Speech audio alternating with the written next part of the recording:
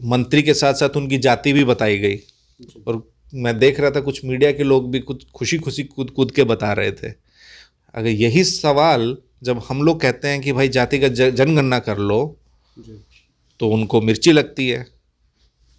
जातिगत जनगणना नहीं करेंगे लेकिन मंत्रियों की जाति बताएंगे।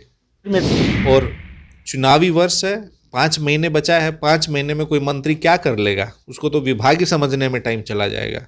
यार, सबसे अधिक युवा आबादी वाला प्रदेश है, 60% युवा हैं। इन्होंने युवाओं के सपनों को, आकांक्षाओं को चूर चूर कर दिया है। और लाडला, लाडला का आप हिंदी में शाब्दिक अर्थ देखना कि लाडला का अर्थ क्या होता है। बिगड़ैल बेटा को लाडला बोलते हैं लोग। लाडला किसको कहते हैं? बबुआ बना दिया उन्होंने। मतलब कद छोटा बबुआ को ना बोलते हैं जी लाडला। अगर मैं सकारात्मक रूप में भी लूं तो उनको तो कद छोटा कर दिया। नीतीश कुमार को लोकप्रिय, बिहार के प्रति समर्पित और लाडले मुख्यमंत्री बता रहे हैं नीतीश कुमार को। शायद आपको याद नहीं होगा, लेकिन मेरी तो याददाश्त अच्छी है। यही प्रधानमंत्री जी नीतीश कुमार जी का खून खराब बता रहे थे। डीएनए का क्या मतलब हुआ कि मतलब खून खराब है, आपका डीएनए खराब है। लेकिन 20 साल की सरकार और केंद्र की 11 साल की सरकार उन युवाओं के लिए क्या कर रही है। अब युवा और 20 साल, इनको और 5 साल मौका देके वो ओवरएज हो जाएगा, उसको नौकरी नहीं मिलेगी। जो युवा अब की बार एनडीए को गठबंधन देगा वो अपना वर्तमान और भविष्य बर्बाद करेगा। सवाल है कि नीतीश कुमार के पुत्र हैं निशांत कुमार, वो आजकल पॉलिटिकली काफ़ी एक्टिव नज़र आ रहे हैं। वो डिमांड कर रहे हैं एनडीए से कि उनके पिता नीतीश कुमार को एनडीए का सीएम फेस घोषित किया जाए 2025 के विधानसभा चुनाव के लिए। अब निशांत जी किस कैपेसिटी में एनडीए के लोगों से ये मांग रख रहे हैं कि हुजूर मेरे पिताजी को मुख्यमंत्री पद का जरा उम्मीदवार घोषित कर दीजिए, तो वो किस कैपेसिटी में कर रहे हैं और किससे कर रहे हैं, ये तो आप वही बेहतर बता सकते हैं। नमस्कार, न्यूज़ फॉर नेशन देख रहे हैं आप। मैं हूं आपके साथ धीरज सिंह। इस साल के अंत में बिहार में विधानसभा का चुनाव होना है, उससे पहले कल नीतीश सरकार में कैबिनेट विस्तार हुआ। हमारे साथ है आरजेडी के राज्यसभा सांसद संजय यादव जी। सर, कल नीतीश सरकार में मंत्रिमंडल का विस्तार हुआ। पहले तो आरजेडी इस विस्तार को कैसे देखती है, चूँकि बीजेपी और जेडीयू की ओर से कहा जा रहा है कि जातीय समीकरण और क्षेत्र को ध्यान में रखते हुए विस्तार किया गया है। देखिए, आरजेडी इसको इस रूप में देखती है कि ये बीजेपी ने अपना विस्तार किया है। और जैसा आपने कहा कि जाति और क्षेत्र को देख के किया है, तो इसका मतलब बिहार में जो विकास हुआ है वो असंतुलित विकास हुआ है। किसी जिला विशेष में ज़्यादा काम हुआ है, ज़्यादा फंड गया है, बाकी में नहीं गया। और रही बात जाति की, तो आपने सही फरमाया कि मंत्री के साथ साथ उनकी जाति भी बताई गई। और मैं देख रहा था कुछ मीडिया के लोग भी कुछ खुशी खुशी कूद कूद के बता रहे थे। अगर यही सवाल जब हम लोग कहते हैं कि भाई जातिगत जनगणना कर लो, तो उनको मिर्ची लगती है। जातिगत जनगणना नहीं करेंगे लेकिन मंत्रियों की जाति बताएंगे। तो राष्ट्रीय जनता दल जाति की नहीं, जमात की राजनीति करती है। हमारे राष्ट्रीय अध्यक्ष आदरणीय श्री लालू प्रसाद जी ने शुरू से ही जमात को देख के वे अपनी नीतियां बनाई, निर्णय लिए और राजनीति भी की। और चुनावी वर्ष है, 5 महीने बचा है। 5 महीने में कोई मंत्री क्या कर लेगा, उसको तो विभाग ही समझने में टाइम चला जाएगा। तो ये एक खाली आईवोश है और कुछ नहीं है। धरातल पे ना इस विस्तार का कुछ होना है। ये तो जेडीयू को आईना दिखाने के लिए विस्तार हुआ है। उसके जो समर्थक समूह थे, उन लोगों या जो जदयू छोड़ के जो लोग गए हुए थे, उन लोग को अपनी जिम्मेवारी दी है। तो आप एक बात समझिए कि 5 साल में एक विभाग के 5 मंत्री बनते हैं अलग अलग। विभाग में क्या काम होगा? उन कार्यक्रमों का जो विभागीय कार्यक्रम है, विभाग के जो विकास कार्य हैं, उनके क्रियान्वयन में दिक्कत आती है। 5 साल में एक विभाग का 5 मंत्री बनता है। गवर्नेंस तो आपकी वहीं ठप हो जाती है।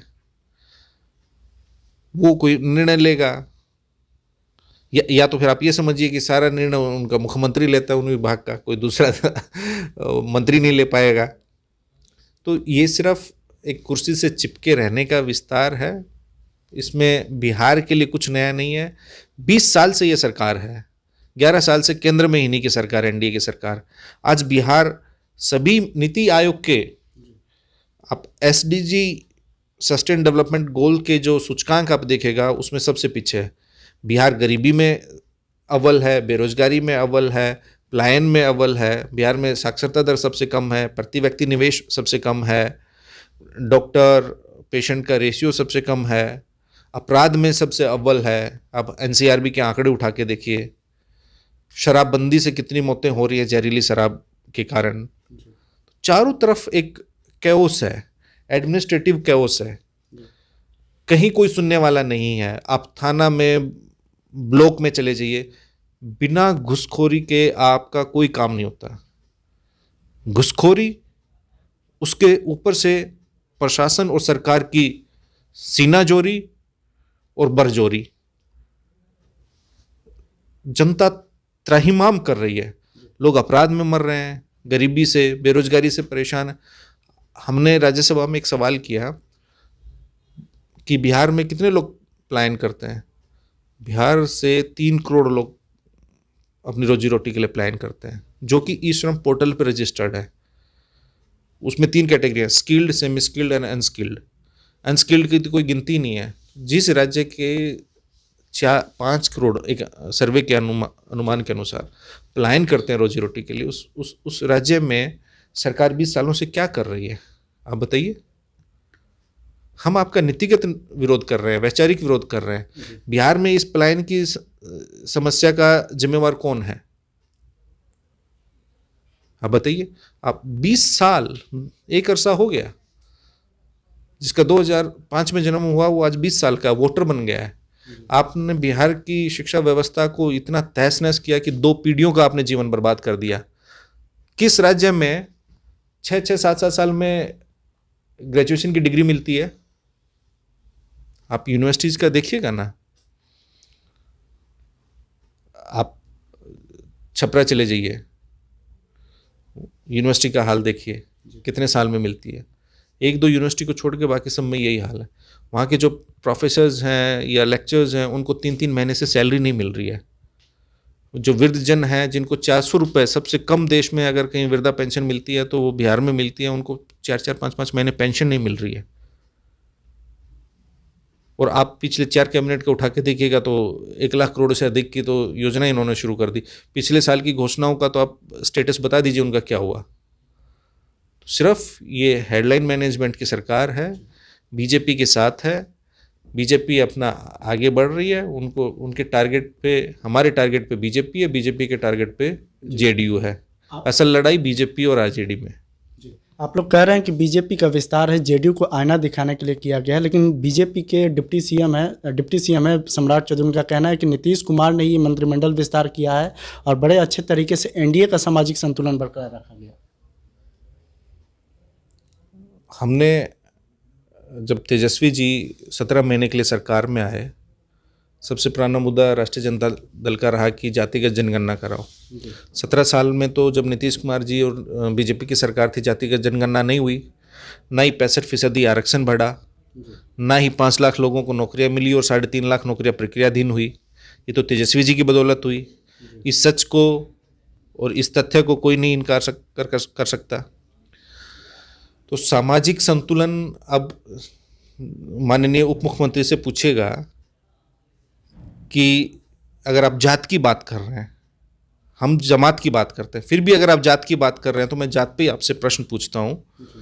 तो जो जातिगत सर्वे का परिणाम निकला, तो क्या आपने उन वर्गों को उनकी आबादी के हिसाब में प्रतिनिधित्व दिया है सरकार में?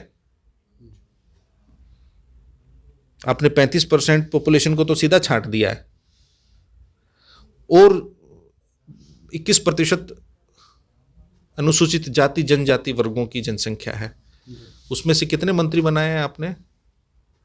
अति पिछड़ा वर्ग से आपने कितने मंत्री बनाए हैं और उनकी आबादी क्या है? क्या कहां का सामाजिक संतुलन है? ये राजनीतिक संतुलन किया है उन्होंने, नीतीश कुमार के वोट बैंक को साधने के लिए। भाई आप जब देखिएगा जिन जिन लोगों को बनाया है मंत्री, वो तो जदयू के लोग थे, और कथित रूप से जदयू के जो समर्थक समूह है उन्हीं में से बनाया है, लेकिन उनके साथ अब कोई नहीं है। लोकसभा चुनाव में देखा होगा सब राष्ट्रीय जनता दल के साथ है, क्योंकि वो हमारी नीतियों के साथ हैं, हमारे सिद्धांतों के साथ है, हमारे नेता की जो डिलीवरी हुई उन्होंने 17 महीने में की, जो उनके जनहित के मुद्दे हैं उनके साथ है। नौकरी, रोजगार, जो लोग बिहार से ये 20 वर्ष के कुशासन को समाप्त करना चाहते हैं, बिहार से गरीबी को, भ्रष्टाचार को, बेरोजगारी को, महंगाई को, पलायन को ख़त्म करना चाहते हैं, उन मुद्दों के साथ बिहार की जनता है। बिहार सबसे अधिक युवा आबादी वाला प्रदेश है, 60% युवा हैं। इन्होंने युवाओं के सपनों को, आकांक्षाओं को चूर चूर कर दिया है। किसी को बिहार में नौकरी मिल रही थी क्या 17 साल में? तेजस्वी जी ने 17 महीने में देख के एक उम्मीद जगाई है युवाओं में कि बिहार में भी नौकरियां दी जा सकती है, बिहार में भी क्वालिटी ऑफ एजुकेशन दी जा सकती है, बिहार में हेल्थ व्यवस्था को, स्वास्थ्य व्यवस्था को सुधारा जा सकता है। रात रात भर वो औचक निरीक्षण करके उन्होंने स्वास्थ्य व्यवस्था को सुधारा। कोई इस बात से इनकार नहीं कर सकता। जहाँ डॉक्टर और स्वास्थ्यकर्मी नहीं जाते थे वहाँ जाने लगे, वहाँ तो सफाई नहीं होती थी हॉस्पिटल्स में। वो तेजस्वी यादव ने 17 महीने में करके दिखाया ना। 17 महीने से पहले उनके कार्यकाल से तो 20 शहरों में सीवरेज ट्रीटमेंट प्लांट नहीं लगे थे, उन्होंने 20 शहरों में कराया ना, जो उनके अधीन था नगर विकास विभाग। 17 साल में एनडीए के सरकार में तो कोई IT policy, sports policy and tourism policy नहीं बनी थी। क्या किसी के पास विजन नहीं था क्या? ना अधिकारियों के पास या मंत्रियों के पास। वो तेजस्वी जी के आने से और उन्हीं के ही जो विभाग थे राष्ट्रीय जनता दल के, उन्हीं में ही ये सब हुआ काम। पहले तो बीजेपी के पास थे, क्या इतनी दूरदर्शिता किसी में नहीं थी? क्या कोई आउट ऑफ द बॉक्स सोचने वाला नहीं था? तो तेजस्वी जी ने आईटी पॉलिसी जिसमें कहा कि नौकरी, मेडल लाओ नौकरी पाओ, टूरिज्म डिपार्टमेंट लिया। 2023 में 8 करोड़ पर्यटक बिहार में आए, एक माहौल बनाया। अब टूरिज्म डिपार्टमेंट कल किनको मिला है, जरा उनका आप बैकग्राउंड चेक कर लीजिए। जिन पे इतने आरोप है वो बिहार में टूरिस्ट लेके आएंगे। तो तेजस्वी जी ने जो 17 महीने में किया था उसका तो सत्यानाश करवा रहे हैं ऐसे ऐसे मंत्री बना के, मुख्यमंत्री जी, जिन पे अपहरण का, हत्या का क्या क्या आरोप नहीं है, जो अधिकारियों को बैठ के पीटते हैं, दलित अधिकारियों को, उनको आप मंत्री बना रहे हैं। तेजस्वी जी थे तो निवेश के लिए कंपनियों को अपने संबंधित विभाग से बोलते थे, उद्योग विभाग हमारे पास था। अब यहाँ आते हैं, पीछे अभी 3-4 महीने पहले थे, मुख्यमंत्री आवास से निकल के मुख्यमंत्री जी माननीय वहाँ बापू सभागार तक नहीं गया, ज्ञान भवन तक। निवेशक जिस उम्मीद के साथ आता है।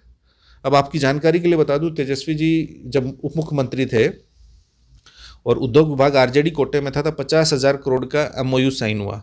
उसमें से 34,000 करोड़ का निवेश हो चुका है। तब तो एमओयू साइन हुआ था, उसमें से 34,000 करोड़ का निवेश शुरू हो चुका है। अभी आपने देखा होगा कितने प्रदेशों के मुख्यमंत्री विदेश गए थे इन्वेस्टमेंट लाने। तेलंगाना, महाराष्ट्र, कर्नाटक, मध्य प्रदेश और अन्य राज्यों के। बिहार के मुख्यमंत्री कहीं गए हैं क्या निवेशकों को बुलाने, निवेश लाने, उद्योग धंधे लगवाने के लिए? गए हैं? आज तक नहीं गए।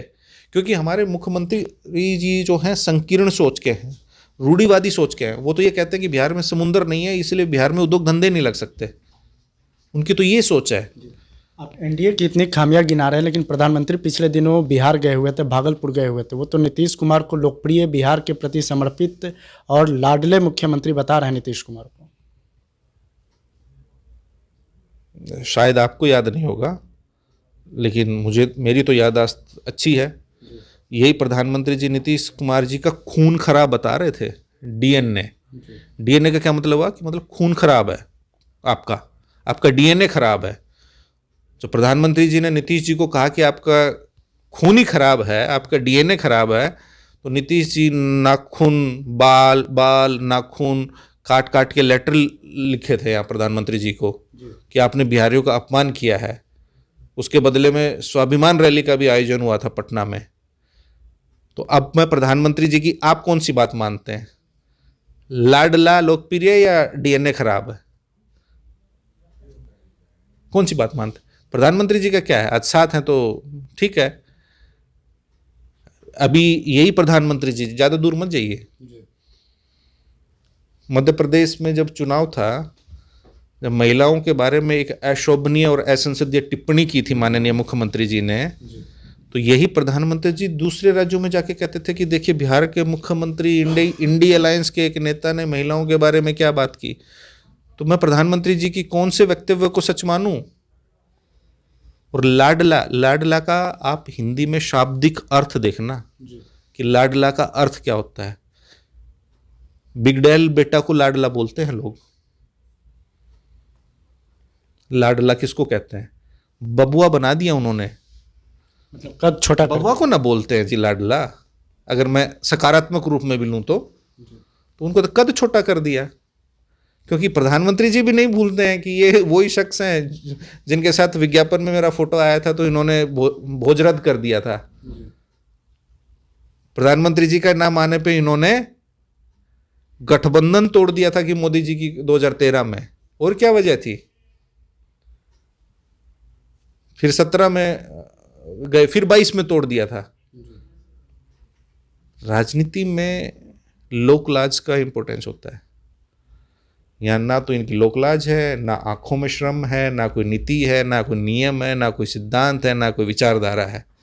यहाँ सिर्फ कुर्सी मेरी बरकरार रहनी चाहिए, जनता जाए भाड़ में। कितनी गरीबी बढ़े, कितनी बेरोजगारी बढ़े, कितना ही पलायन हो, कितना ही थाना ब्लॉक में भ्रष्टाचार हो, देश का सबसे युवा प्रदेश है वो चाहे अपना उसके युवा बर्बाद हों, सबको जाति पाति में बंधन कर दो कि भैया आपकी जाति का मंत्री बना गया, आप चुप हो जाओ, आप तुम नौकरी मत मांगना।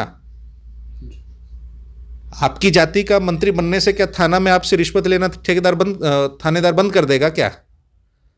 या सीओ आपसे रिश्वत लेना दाखिल खारिज में बंद कर देगा आपके जाति का मंत्री बनने से? सिस्टम तो सारा एक अन्य मार्ग से चलता है ना। रिटायर्ड अधिकारी चला रहे हैं, जो हमारे नेता बात करते हैं डीके टैक्स की। बीजेपी के लोग ये भी सवाल उठाते हैं कि एक तरफ एनडीए गठबंधन एकजुटता के साथ चुनाव लड़ रहा है, भले तेजस्वी यादव बिहार घूम रहे हों, लेकिन महागठबंधन में एकजुटता नहीं है। आरजेडी और कांग्रेस एक नहीं है। चुनाव से पहले इंडिया गठबंधन में टूट होगा। कैसे नहीं है एक? आप लोकसभा राज्यसभा नहीं देखते हैं, विधानसभा में अब सेशन होगा तो सब देखना, सब एक है। सब मुद्दों, ऐसा कौन सा मुद्दा है जिसमें आपको लगता है कि कांग्रेस, आरजेडी या हमारे कम्युनिस्ट साथी हैं अलग हैं? हम वैचारिक रूप से एक है तभी तो हमारा गठबंधन है, नहीं तो हमारा गठबंधन बीजेपी से ही हो जाता है अगर हमारी विचारधारा अलग नहीं होती तो। एक्चुअली वो कहते हैं ना, beauty lies in the eyes of beholder. वो उनकी अपनी ऐसी सोच है, वो अपने ही अलायंस पार्टनर को एक दूसरे को शक और संदेह की दृष्टि से देखते हैं, तो उनको लगता है कि संपूर्ण सृष्टि में ही लोग ऐसा है। क्योंकि वो तो बार बार तो उनके साथ धोखा हो जा रहा है ना। अब कौन गारंटी है? अभी वो 21 डिपार्टमेंट उनके पास, 21 मंत्री हैं, इनके पास 13 मंत्री हैं, तो पीड़ा तो उनको है ही। अब वो अपनी पीड़ा को छुपाने के लिए करेंगे, ए देखो देखो देखो वहां शोर हो रहा है, मेरे घर में शोर नहीं है, वहां से शोर हो रहा है, उस गठबंधन में ठीक नहीं है। हमारे गठबंधन में सब ठीक है। कांग्रेस के अपने कार्यक्रम चल रहे हैं, हमारे अपने कार्यक्रम चल रहे हैं। हमारे नेता ने पिछले 3-4 महीनों में 6000 किलोमीटर की सड़क मार्ग से यात्रा की है।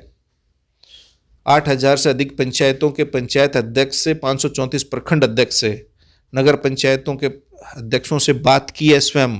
उनके घर जा जाके, यानी उनके जिला में जाके, पटना बुला के नहीं, स्वयं उनके घर जा जाके उनसे मुलाकात की है। हमारे नेता तो इतनी मेहनत कर रहे हैं। अब इनसे मेहनत तो होता नहीं, तो हेलीकॉप्टर में बैठ के गए, वहीं से आ गए। वही 4 लोग पटना में बैठते हैं, वही 4 लोग हेलीकॉप्टर में बैठते हैं, वही 4 लोग उस जिला में बैठते हैं। खाली एक उस जिला का डीएमएसपी अलग होता है और कोई नहीं होता। आपने पूरी प्रगति यात्रा में माननीय मुख्यमंत्री की हुई, क्या किसी स्थानीय विधायक का विजुअल देखा है? किसी की फोटो देखी है? वही 4 अधिकारी जो पटना आवास में बैठते हैं, वही 4 अधिकारी अमुक जिला में जाके मीटिंग कर रहे होते हैं। वही समीक्षा बैठक यहाँ होती है, वही वहाँ होती है। अरे भाई, काहे का ढकोसला? वो जो जिन कथित विकास कार्यों का अवलोकन करने जाते हैं, उसके बाद आज आप मीडिया के साथी विजुअल निकाल के देख लीजिएगा। कितने बिहार में ऐसे पोखर हैं जहाँ ग्रीन कारपेट लगी रहती है, रेड कारपेट लगी रहती है, फूल, गेंदे के फूल से सजाया जाता है। अभी भी है क्या वही दशा? वो मुख्यमंत्री को दिखाने के लिए एक फसाड क्रिएट कर देते हैं कि ऐसा ही है, क्योंकि मुख्यमंत्री जी का जो फीडबैक कलेक्शन है ना तो अपने लोगों से मिलते हैं, अपने दल के लोगों से, ना अपने जिलाध्यक्ष से मिलते हैं, ना अपने विधायकों से मिलते हैं। मिलते भी हैं तो वो उसी सिस्टम के रहते हैं, कोई शिकायत नहीं कर सकता कि सर, क्या उनके दल के लोग नहीं मानते हैं कि थाना में, ब्लॉक में भ्रष्टाचार चरम पर है? आज तक ऐसा नहीं हुआ। उनसे जरा पूछना 2005 से पहले क्या इतना भ्रष्टाचार था क्या? अधिकारी जनता से डरता था। इन्होंने जो जनता के नौकर हैं अधिकारी, उनको तो बना दिया है राजा और जनता को बना दिया है नौकर। सब कुछ तो अधिकारी चला रहा है तो लोकतंत्र, लेकिन लोक कहाँ है उसमें? खाली तंत्र है। वो एक अन्य मार्ग का जो तंत्र है वही है, लोक उसमें से गायब है। आखिर में एक सवाल है कि नीतीश कुमार के पुत्र हैं निशांत कुमार, वो आजकल पॉलिटिकली काफ़ी एक्टिव नज़र आ रहे हैं। वो डिमांड कर रहे हैं एनडीए से कि उनके पिता नीतीश कुमार को एनडीए का सीएम फेस घोषित किया जाए 2025 के लोकसभा विधानसभा चुनाव के लिए। अब निशांत जी किस कैपेसिटी में एनडीए के लोगों से ये मांग रख रहे हैं कि हुजूर मेरे पिताजी को मुख्यमंत्री पद का जरा उम्मीदवार घोषित कर दीजिए, तो वो किस कैपेसिटी में कर रहे हैं और किससे कर रहे हैं, ये तो आप वही बेहतर बता सकते हैं। उनको राजनीति में आना चाहिए निशांत कुमार को। युवा हैं, बिल्कुल आना चाहिए। 45 वर्षीय युवा हैं, थोड़ी देर भी हो गई है तो जरूर आना चाहिए। बिहार सबसे युवा आबादी वाले प्रदेश है। बिहार के युवा अगर पॉलिसी मेकिंग और डिसीजन मेकिंग में नहीं आएंगे तो अब रिटायर्ड अधिकारी फिर युवाओं का भाग्य लिखेंगे। एक अधिकारी की रिटायर होने की उम्र क्या होती है? 60 साल, 62 साल। लेकिन बिहार में आप देखिएगा कि रिटायर होने के बाद 2 साल का उसी सर्विस में एक्सटेंशन मिलता है, फिर 1 साल का मिलता है, फिर रिटायर होने के बाद फिर सिस्टम में उसको कहीं ना कहीं खपा दिया जाता है। वो 70-72 साल तक काम करता है। और एक 25 साल का, 20 साल का, 30 साल का, 35 साल का युवा नौकरी के लिए दर दर की ठोकरें खाता फिरेगा। और 70 साल का बूढ़ा आदमी वही नौकरी करता रहेगा जिसको 2 लाख 2.5 लाख रुपए पेंशन मिलती है। क्या युवा का ये रह गया कि वो बूढ़े आदमी को पेंशन लेता हुआ देखेगा? ये अधिकारी रिटायर भी हो गया फिर भी हमारे सिर पे बैठा हुआ है और हमको नौकरी नहीं दे रहा, कॉन्ट्रैक्ट पे बहाली कर रहा है, रेगुलर बहाली भी नहीं करने देता। क्यों? क्योंकि 75 साल के दोनों हैं निर्णय लेने वाले। अनुभव रहना चाहिए, होश रहना चाहिए, लेकिन जोश वालों को भी ख्याल करना चाहिए। युवा है, वो जोश है, उनमें जुनून है, लगन है, वो सफल होना चाहते हैं, उनको भी सपना देखने का हक है, उनको भी अपनी आकांक्षाओं को पूरा करने का हक है। लेकिन 20 साल की सरकार और केंद्र की 11 साल की सरकार उन युवाओं के लिए क्या कर रही है? अब युवा और 20 साल, इनको और 5 साल मौका देके वो ओवरहेज हो जाएगा, उसको नौकरी नहीं मिलेगी। जो युवा अब की बार एनडीए को गठबंधन देगा वो अपना वर्तमान और भविष्य बर्बाद करेगा। तो बहुत बहुत धन्यवाद। ये आरजेडी सांसद संजय यादव। दिल्ली से न्यूज़ फाउंडेशन के लिए मैं धीरज सिंह।